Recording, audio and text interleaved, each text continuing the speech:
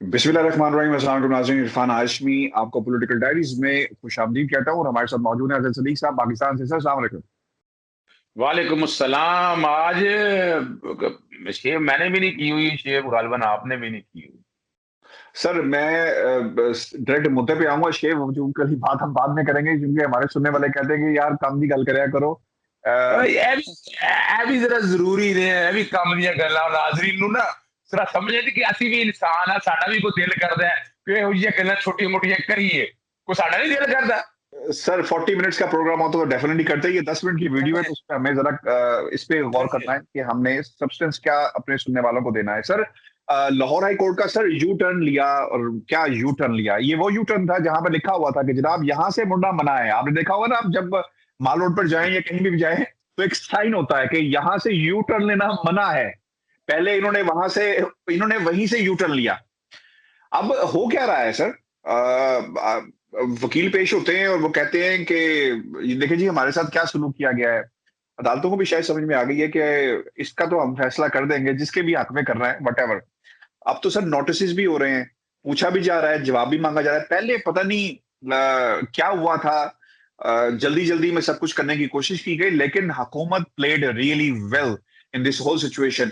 Sir अब Lahore high court को जो नजर आ रहा है, ये मेरा जो असेसमेंट मेरी अपनी है, जो खबरें जो सामने और जो इनकी रिमार्क्स सामने आ रहे हैं उससे, कि लाहौर हाई कोर्ट को पता चल गया कि जनाब अगर हम इनका नाम ब्लैक लिस्ट से और कहें कि अमल दरामद करें भी, तो नाम तो एग्जिट कंट्रोल लिस्ट में भी चला गया। तो इसलिए उन्होंने जो स्पीड थी गाड़ी की, 90 माइल्स पर आवर के हिसाब से ये गाड़ी चलाई जा रही थी, अब वो 10 माइल्स पर आवर से ये गाड़ी जो है सर वो चला रहे हैं। क्या कहेंगे सर? देखिए, हमने आप चूंकि इस बारे में पहले भी जिक्र कर चुके हैं और हम बता भी चुके हैं कि ये बुनियादी तौर पर एक टैक्टिक्स, एक स्ट्रेटजी थी और एक प्लानिंग थी, मैनेजमेंट थी कि ये नैब को पार्टी नहीं बनाया गया था, एफआईयू को पार्टी बनाया गया था। फिर 24 को फाइल नहीं की गई थी, ये बिल्कुल 6 या 7 को फाइल की गई थी ताकि दिन इतना ना रहे, ईद का बहाना बनाया जाए, आंखों में धूल फेंकी जाए, को मट्टी फेंकी जाए, बस चले तो ऐसा स्प्रे फेंक दिया जाए कि बंदा अंधा होने के करीब आ जाए। वो 12 जो जितने चालें चाला थी ना उनकी, वो किसी तरह से कारगर हो गई और वो कोशिश उन्होंने पूरी की। लेकिन इन्हें क्या पता था कि वो भी इनके गले पड़ जानी है। अब ऑफेंसिव होने की बजाय डिफेंसिव हुए खड़े हैं। आपको पता था सुप्रीम कोर्ट ने कल जस्टिस इजाजुल हसन और जस्टिस काजी मोहम्मद अमीन बैठे थे, तो उन्होंने इंसाफ के दोहरे मेयार को बड़ा वाज़ेह तौर पर और रिमार्क्स दिए कि यहाँ तो हफ्ते वाले दिन भी अदालतें लग जाती हैं, हफ्ते वाले दिन में इंसाफ मिलता है। ये बड़ा क्लियर, ये बड़ा साफ लफ्जों में पैगाम था और ये पैगाम लाहौर हाई कोर्ट के लिए ही था। ये मेरे और आपके लिए नहीं था पैगाम। यानी अगर ये बात थी तो यूनी को देना था कि ये ध्यान रखना, और जमानत के कॉन्टेक्स्ट में थी कि आप अपने तो बिल्कुल इंसाफ दें, लेकिन ये जो इंप्रेशन आ रहा है, ये इंप्रेशन डिस्पेल होना चाहिए। और दूसरी बात बड़ी वाज़ेह है कि मेरा ख्याल है जब इस दफ़ा डिप्टी अटॉर्नी जनरल जब अदालत में पेश हुए पूरी तैयारी के साथ आए थे, जो अदालत सवाल पूछ रही थी वो जवाब भी दे रहे थे, लेकिन उससे पहले अक्लमंदी जो आपने लफ्ज़ इस्तेमाल किया ना, फेडरल गवर्नमेंट सही जाग गई।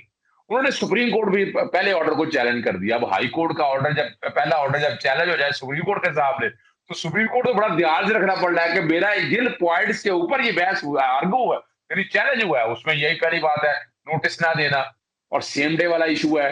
फिर ट्रायल कोर्ट से अपना ना लेना, वो सारे पॉइंट जो सुप्रीम कोर्ट के हैं बड़े वेल रीजन पॉइंट है, जो पॉइंट उठाए हैं। अब वो जो कि उन्होंने ले लिया है पॉइंट, ये कोर्ट की नजर में नहीं। और कोर्ट ने आज खुद कहा कि भाई हम तो टीवी प्रोग्राम से देख रहे हैं कि वो उनका नाम तो ईसीएल में चला गया, ये सवाल जो है किसी और ने नहीं उठाया, ये अदालत के अपना एक सवाल था। तो तो सही मेरा हुआ ना, जहां तक ख्याल है, असेसमेंट सही ना? अच्छा, ये मुझे नहीं पता कि वहां पे क्या हुआ, क्या इस्तफसार किया गया अदालत की तरफ से। सर ये तो दीवार पे लिखा हुआ है कि ये करेंगे तो करेंगे, क्या ईसीएल से कौन निकालेगा? ये तो देखे ना, ये तो अब इंटेलिजेंटली खेले ना। नैब ने भी नैब ने भी देखे ना बड़ी आसानी से मेरे बुनियादी तौर पर, अगर ईसीएल में नाम होता तो नैब को ये फरीक जरूर बनाते। पहली पिटीशन में नैब को वो रीजन मैंने ये बताया था, वरना डिवीजन बेंच के पास जाना था। सिंगल जज फ्राइडे वाले दिन डिवीजन बेंच बैठती नहीं है। और दूसरा, नैब ने भी अक्लमंदी ये की कि नैब लोगों के पास सारी कॉपियां मौजूद थी। ये भी मैं बता दूं आपको, नैब के प्रोसिक्यूटर्स वगैरह सबके पास तैयारी पूरी थी, लेकिन वो फरीक नहीं थे। उनको नोटिस करना था, फरीक बनाने के लिए दरखास्तें होनी थी। तो उन्होंने, नैब ने भी अक्लमंदी अच्छा दिखाई, अच्छा नैब के पास रीजन थे अच्छा, सारे। सदीक साहब, आज की जो कार्रवाई वहां पे हुई वो मैं कुछ चीजें पढ़ देता हूँ अपने सुनने वालों के लिए और फिर हम आगे बढ़ते हैं। शहबाज शरीफ को 8 हफ्तों के लिए बरमुल्क जाने की इजाजत देने का मामला, दरखास्त पर समाअत हुई और यहाँ पर जो ऑब्जर्वेशन है वो मैं रख देता हूँ सामने आपके कि अहमद रामा की दरखास्त पर समाअत बाकी वफाकी हुकूमत से 26 मई को जवाब सर इस हवाले से तलब किया, यानी जल्दी नहीं है अदालत को, थम गया है। तूफान जो आया था वो थम गया है। जो जल्दियां थी, जो फुर्तियां थी, उन्हें रोक लिया गया है और अब उन्हें भी समझ में आ गई, जैसे आपने कहा कि बड़ी अदालत ये केस देख रही है तो obviously they very cautious about the whole situation. Attorney general, deputy attorney general Rana Shakoor को हिदायत देकर पेश होने की कहा कि बताएं। ऑब्वियसली वो जाएंगे, पूछेंगे जनाब दसो उन करना की है। सरकारी वकील ने दरखास्त की मुखालफत की है। शहबाज शरीफ अपोजिशन लीडर है, शहबाज शरीफ आम आदमी नहीं है, सियासी जमात के सदर हैं। आप इस तरह की बातें ना करें, अदालत कह रही है सर। पता नहीं फिर किस तरह की बातें करें। मामला अदालत के फैसले पर अमल दरामद का है। दरखास्त गुजार का नाम ईसीएल में है। अदालत के फैसले पर अमल दरामद हुआ है। शहबाज शरीफ ने अदालत के फैसले पर अमल दरामद ना करवाया। अदालती फैसले को लेकर वही कहते हैं कि भाईजान तानू किने क्या सी कि तुसी फैसला पढ़ो तो सीधा एयरपोर्ट चले जाओ। एक प्रोसेस होता है, एक प्रोटोकॉल होता है। ये हमने जिक्र कर चुके हैं, ये तो आज बातें हो रही है ना इरफान अच्छा, ये आप हमने अपने प्रोग्राम में ये जिक्र कर दिया था कि ये रात ये शाम को 4-5 बजे फैसला निकला, 4-5 बजे एफआईए का दफ्तर बंद हो गया था, एफआईआर दफ्तर को सर्विस कराना था, इम्प्लीमेंटेशन का, और यही एतराज लगाया था, यही एतराज लगाया था कि इम्प्लीमेंटेशन के लिए आपने क्या किया है। यानी ये नहीं कि खाली कोर्ट का ऑर्डर चला जाए और आप समझे इम्प्लीमेंट हो जाएगा, उस आपने कोशिश क्या की। यानी इन्होंने प्लानिंग यही थी कि चुप आंखों में मर्चे डालेंगे, मट्टी डालेंगे, वो स्प्रे कर देंगे कोई ना कोई ऐसा करके एयरपोर्ट पे अलते हो जाएंगे सारे, कंप्यूटर जैम हो जाएंगे और ये बड़े आराम से जहाज में बैठे और निकल जाएंगे। इन्हें क्या पता कि जब तक वो इम्प्लीमेंट के लिए एक प्रोसेस है, पूरा नहीं होता। पूरा आईबीएस सिस्टम है, वो नहीं किया उन्होंने। और यही अदालत के सामने सवाल थे। खाली वो मिसाल के तौर पर वो डिप्टी सेक्रेटरी इतलात खत लिख दे, ओए डिप्टी सेक्रेटरी इतलात को कोई पीएमएलएन बाहर जा रही है, शहबाज शरीफ जा रहे हैं, शहबाज शरीफ का ऑर्डर है, शहबाज शरीफ ने इम्प्लीमेंट कराना है या उसके वकील ने इम्प्लीमेंट अपना अताउला ताड़र कौन होते हैं इस ऑर्डर को इम्प्लीमेंट कराने के हवाले से, उनका क्या ताल्लुक है सारे काम से। ये सियासी बातें सारी। बल्कि आपने तो कह दिया ना कि वो कौन होते हैं इस ऑर्डर के हवाले से, तो मैं तो सर उनकी जो इस तरह एंट्री हुई है तो उस एंट्री के तनाजुर में मैं तो ये भी कहता हूँ कि वो खोते कौन है। मतलब मुझे अच्छा, तो वैसे समझ नहीं रुकना आती है जहाँ रुकना है। मुझे तो अब पता है ना, मैंने एक टीवी चैनल के ऊपर राना तनवीर बैठे थे सीनियर, तो उन्होंने को थोड़ा सा मुझे छेड़ दिया। मुझे कोई छेड़े तो मैं तो छोड़ता नहीं हूँ ना, मैं तो जवाब दूं पूरा ठीक ठाक। मैं क्लास लेता हूँ, घर तक छोड़ के आता हूँ। तो मुझे फिर किसी और ने राब्ता किया, उन्होंने उन्होंने कहा इस वक्त अंदर बड़ी रिफ्ट है, ये ब्रेकिंग दे रहा हूँ। ख्वाजा साद रफीक या बाकी सारे ये अताउल्ला ताड़ड़ वगैरह या आजम नजीर ताड़ड़ के आने की वजह से ये सारे खामोश बैठे हुए हैं कि इनकी अहमियत जो है वो चली गई है। यानी अब बात भी ठीक है कि कल के पॉलिटिशियन आकर जो सीनियर पॉलिटिशियन है उनको एक तरफ रख दिया है और ये आकर नंबर बनाने की कोशिश कर रहे हैं, लीड करने की कोशिश कर रहे हैं, उनकी मुबारकबाद हो रही है। ये सोचना भी पड़ेगा इंटरनल, यानी इसका नुकसान इंटरनल पॉलिटिक्स में हुआ है। और ये मैं बिल्कुल। बिल्कुल बात आपको वादे तौर पर कह रहा हूँ। वो तलाल चौधरी जैसा जो ग्रुप है बिल्कुल उसी तरह के ये एंट्री इनकी हुई और जो उनके साथ कुछ हुआ वो पूरी कौम जानती है। सर नवाज शरीफ साहब की जदादों की नीलामी के हवाले से भी दरखास्त हुई, उसके ऊपर भी अपडेट मेरा ख्याल है कि उस पर भी डिस्कशन होनी चाहिए। हुआ क्या है, क्या नुकात पेश किए गए कि ये जदादें नीलाम नहीं की जा सकती। अच्छा देखिए, बुनियादी तौर पर आपको याद है कि जो इनकी प्रॉपर्टी थी छांगला गली के अंदर, वहां ये बताया कि मेरी वालदा के नाम है, मरियम लेकर गई थी मैटर को, कि यहाँ भी वो बुनियादी तौर पर ये बताना चाहते हैं कि इन प्रॉपर्टियों में इंटरेस्ट किसी और के हैं, कि टोटल प्रॉपर्टी सारी उन लोगों के नाम नहीं है। ये एक आम वतीरा है। ये जैसे साहबदार ने लाहौर वाली प्रॉपर्टी में उनकी बीवी का एक जाली सा बना लिया कि जनाब ये हिबा कर गए हैं। अब हिबा रिकॉर्ड में कोई हो, मुतलका महकमे में हो, मॉल्टन सोसाइटी में हो, किसी जगह ऐसा नहीं है। अकाउंट्स में कह रहे हैं कि कंपनीज के अकाउंट्स के हवाले से बात है, तो ये इस तरह के टेक्निकल ग्राउंड है जो वो सारा ले लेना चाहते हैं। लेकिन एक बड़ा और वजह ये है कि नवाज शरीफ खुद तो चैलेंज नहीं कर सकते। वो इसलिए चैलेंज कर सकते हैं, नवाज शरीफ अब स्कॉन्डर हैं। वो तो अदालत के सामने भी खड़े हो, अदालत में वकील भी नहीं कर सकते आप जब तक आप एब्सकॉन्डर आपका जो है ना, आपका इश्तिहारीपन वो खत्म ना हो। तो ये पूरा ड्रामा है अदालतों में मट्टी डालने का, मर्चे डालने का, ये एक तरीका कार एक आम है। और ये इसमें किसी हद तक वो काम है, अभी तक तो बहरहाल कामयाब होते आए हैं आपके सामने सागदार भी। और ये भी स्ट्रेटेजी वो इसीलिए लेते हैं, इसलिए खड़े कर देते हैं अल्लाह रखा मोहम्मद, अल्लाह रखा मोहम्मद मोटे से मुराद मुझे यही है, यही वो खानदान है। आपके लंदन में तो वैसे मुझे ये बताइएगा बात, चले ये तो चल रही है ना साथ ही, कि आपने आप एब्सकॉन्डर हाउस या कोई ऐसा बकायदा डिक्लेयर नहीं कर देते एवन फील्ड को? और ये सारे इश्तिहारी तो आपने यहाँ लंदन में बिठाए हुए हैं, इन्हीं को पाकिस्तानी एम्बेसी या इंग्लैंड की गवर्नमेंट नहीं समझती कि ये सारे यहाँ पर इकट्ठे किए हुए हैं? कोई इनको वजीर से आगे देती होंगी वो, मेरा ख्याल है एब्सकॉन्डर होने की वजह से।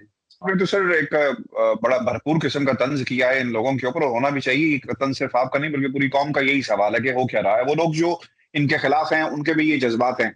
आज का बयान आपने शायद सुना हो, इमरान खान साहब ये कहते हैं कि वो लोग जो है बाहर बैठे हैं, बड़े बड़े लीडर्स बाहर बैठे हुए हैं और कोशिश में कि एनआरओ लिया जाए। तो सर कोशिशें जारी हैं और हुकूमत पाकिस्तान भी कोशिश करती रही माजी में भी, अब भी वीजे का मामला आया, पासपोर्ट की एक्सटेंशन का मामला आया। हुकूमत पाकिस्तान के जो जिस तरह वो खेल रही थी, मैं तो इसको कहूंगा कि खेल रही थी पिच के ऊपर स्लो स्लो, और कभी वो हमारी क्रिकेट के अंदर कहते हैं कि दड़े मारना, तो दड़े मारने भी शुरू कर दिए। हुकूमती वज़रा आए कि हम फलां तारीख से पहले वापस ले आएंगे, ये हो जाएगा वो हो जाएगा, फिर 3-4 विकेटें गिरती हैं तो फिर आप जरा स्लो हो जाते हैं। तो यही सर इस गवर्नमेंट का इस पूरे सिनेरियो में हालात रहे हैं। मसला ये है कि बाहर की दुनिया पाकिस्तान के साथ इस मामले के ऊपर, जिस बरतानिया जो है वो उसका संजीदा नहीं है। वो कहते हैं जो करेंगे कानून के मुताबिक करेंगे।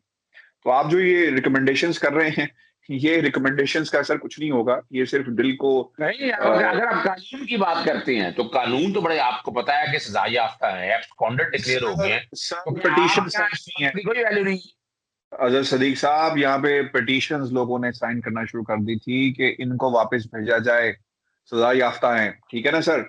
तो इस मामले को आगे भी उठाया गया, लोगों ने एमपीज को अपने खत लिखे हैं कि कुछ किया जाए इस हवाले से। तो मेरा ख्याल है कि इस चैप्टर को हमें हमेशा के लिए दफन कर देना चाहिए, क्योंकि ये भेजने के लिए सीरियस नहीं है, वो जाने के लिए सीरियस नहीं है, और वो जो है पाकिस्तान में बैठे हुए लाने के लिए सीरियस नहीं है। खैर अगर सीरियस हो भी तो क्या करेंगे, बरतानिया की हुकूमत से जंग तो नहीं की जा सकती, क्या करेंगे, कुछ भी नहीं किया जा सकता। तो ये एक ये बात तो सिचुएशन आप है सर।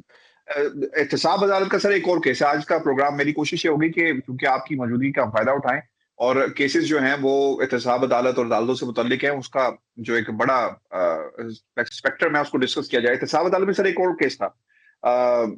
जो साबिक डिप्टी चेयरमैन थे सेनेट के, सलीम मांडीवाला, उनकी दरखास्त बरीयत जो है वो मुस्तरद, और फिर एहतसाब अदालत का सलीम मांडीवाला पर फर्द जुर्म आयद करने का फैसला, और 24 मई को तलब कर लिया है।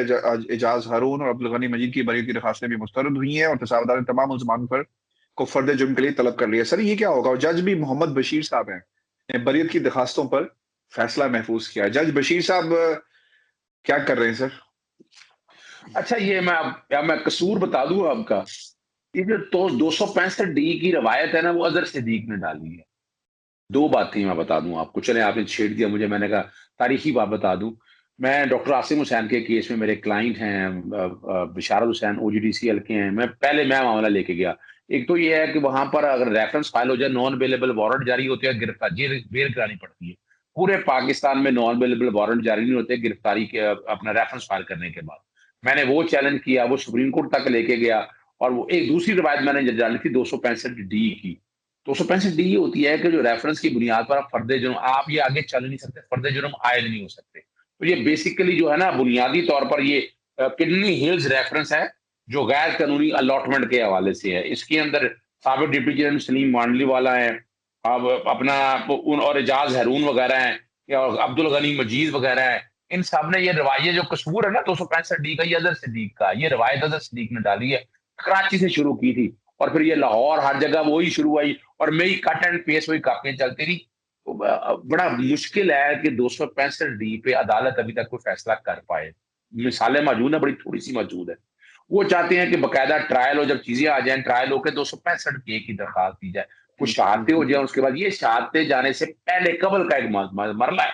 और उसमें चूंकि जो एविडेंस दी है, जो चीजें सारी रखी है उन्होंने सामने, सलीम मानवर आपने पूरी कोशिश की, इन्होंने नैब के ऊपर, नैब के बारे में प्रेस कॉन्फ्रेंस, नैब को उन्होंने वहां सेनेट के अंदर चेयरमैन नैब को बुलाने के लिए पूरी कोशिश वो करते रहे, लेकिन अभी तक बात वही है। जज बशीर साहब हैं, जज बशीर साहब ईमानदार हैं, मेरिट पे फैसले करते हैं, तो 265 डी डिसमिस कर दिया। अब इसके खिलाफ जाएंगे high court, Islamabad high court जाएंगे, ये वक्त से पहले बता देते हैं हम। नहीं sir, due course of law तो सर यही है, जब कोई आएगा तो फिर बिल्कुल ठीक कह रहे हैं आप। प्रेडिक्शंस आपकी सर आंखों पे, और मुझे तो सर हालात जरा गड़बड़ लग रहे हैं इनके। खैर, टाइम विल अच्छा, टेल वो अस। लंबी बात है, वो आप लंबी बात छेड़ने लगे हैं अब अपना नहीं नहीं, जहांगीर तीन वाली। मैं नहीं छेड़ा, हम यही भी खत्म कर रहे हैं। जहांगीर हाँ, तरीन साहब को जिस तरह उन्होंने प्रेशर ग्रुप बनाया ना और बकायदा सजा के बिठाया है, तो हम भी अलहदा से एक प्रोग्राम करेंगे जहांगीर तरीन साहब के हवाले से, बकायदा बैठ के एहतमाम करेंगे, तो अब मैंने इंशाल्लाह। काफी वर्किंग की है, मैंने वो जो 40-42 लोग हैं उनकी कहाँ कहाँ है, कब कब रहे हैं, मैंने काफी वर्किंग की है उसमें। सर, आपका आपका मुद्दा नोट कर लिया गया। इंशाल्लाह नेक्स्ट प्रोग्राम के अंदर हम इससे तफसील से इस पर बात करेंगे। व्यूअर्स, अपने कमेंट्स हमें जरूर भेजिएगा, और जाते जाते मैं आपके सामने कुछ हकायक रख दूं। रिक्वेस्ट भी आपके साथ है, हमारा मकसद इस प्लेटफॉर्म का, पॉलिटिकल डायरीज का, आपकी बहुत सारी रिजर्वेशंस भी हमें मिलती हैं, एक अच्छे कमेंट्स भी मिलते हैं। अजय सदीक साहब अपना चैनल भी चला रहे हैं, मेरे पास और भी मसरूफियत है। पॉलिटिकल डायरीज का करने का मकसद ये था कि अदालतों की खबरें जहां पे सियासतदान इन्वॉल्व हैं, अजय सदीक साहब की मौजूदगी का हम फायदा उठाया करें, और फिर कोई मेजर डेवलपमेंट्स हो तो उन्हें डिटेल के साथ यहाँ पर डिस्कस किया जाए। तो ये मकसद था पॉलिटिकल डायरीज का, एक प्लेटफॉर्म बनाना जहां पे अजहर सदीक साहब रेगुलर हमारे साथ जो है वो मौजूद रहें। तो इंशाल्लाह हम अगर कहीं पर रेपिटेशन आती है तो हमारी कोशिश है कि वो रेपिटेशन ना हो, लेकिन फिर भी डिटेल्ड खबर आपको पॉलिटिकल डायरीज पे मिलेंगी। वो एंगल्स जो डिस्कस नहीं हुए मेन स्ट्रीम मीडिया के ऊपर, हम उनको यहाँ पर एक्सप्लोर करेंगे। और जहां तक बात रही इसको मजीद रेगुलर बनाने की, तो इंशाल्लाह इसको हम मजीद रेगुलर कर रहे हैं। और मेरा ख्याल है कि अभी हमारे एक आधा दिन सर हुआ जहां पे दागा आया हो, लेकिन अल्हम्दुलिल्लाह पहले से हमारी रूटीन बहुत अच्छी हो गई है। अपनी मसरूफियत के अलावा भी याद रखिएगा, ये जो हम यूट्यूब के ऊपर बैठकर आपसे मुखातिब होते हैं, हमारा मकसद सिर्फ और सिर्फ हकाइक और सच आप तक पहुंचाना है। हमारी जो ए जॉब, अंग्रेजी में कहते हैं ना कि करने की हो सर, हमारी ए जॉब जो है ना, वो ये नहीं है कि यूट्यूब पे बैठकर शायद हमने कोई रेवेन्यूज जनरेट करने हो। ये सिर्फ और सिर्फ आपके साथ एक राब्ता हमने किया हुआ है, ताकि सच आप तक पहुंचे। क्योंकि मैं कुछ और करता हूँ सहाफी होने के साथ साथ, जो हमारी मेन रिस्पॉन्सिबिलिटीज हैं सिंस लास्ट 1 ईयर, वो थोड़ी सी तब्दील हुई हैं because of the corona element. और सेकंडली ये चीज थी कि मेन स्ट्रीम मीडिया में भाई अब काम नहीं होता। जब आपके ऊपर बंदूक रख के ना, यहाँ पर बंदूक रख के कहा जाता है कि चलाओ इसे, ऐसे बोलना है, तो जनाब कम अज कम मेरे लिए तो ये चीज बहुत ही मुश्किल है।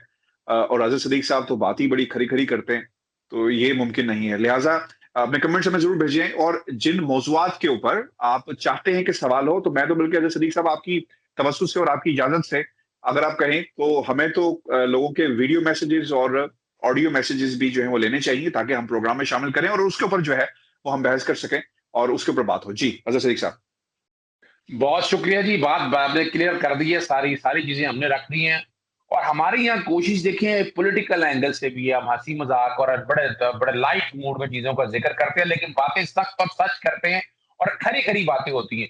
यहाँ भी आपका देखे कई कमेंट्स हैं, आप सियासी बातें भी होती हैं, बाकी बातें भी होती हैं, सारी बातें हैं। तो आप कोई रेपुटेशन हो जाए तो उसकी बुनियादी वजह ये नहीं। अब मैंने तो कोशिश की थी कि मैं अपने चैनल तय यही किया था कि पॉलिटिकल डायरीज का लेके, लेकिन वो चैनल पे वजह ये है कि डिमांड बहुत ज्यादा आ गई है। पॉलिटिकल डायरीज में हम शो एक करते हैं, यानी मेरे को 3 शो रोजाना होते हैं मुख्तलिफ इश्यूज के ऊपर। तो वहां आपसे इंटैक्ट रहते हैं, तो थोड़ी बहुत रेपुटेशन हो जाए तो बर्दाश्त कर लिया करे, कोशिश होगी ये नहीं होगी। बिल्कुल सही है, बहुत शुक्रिया जसलीक साहब आपके वक्त का। व्यूअर्स, मुझे इजाजत दीजिए, जसलीक साहब को इजाजत दीजिए। अपना बहुत सारा ख्याल रखिएगा। अल्लाह ने कहा।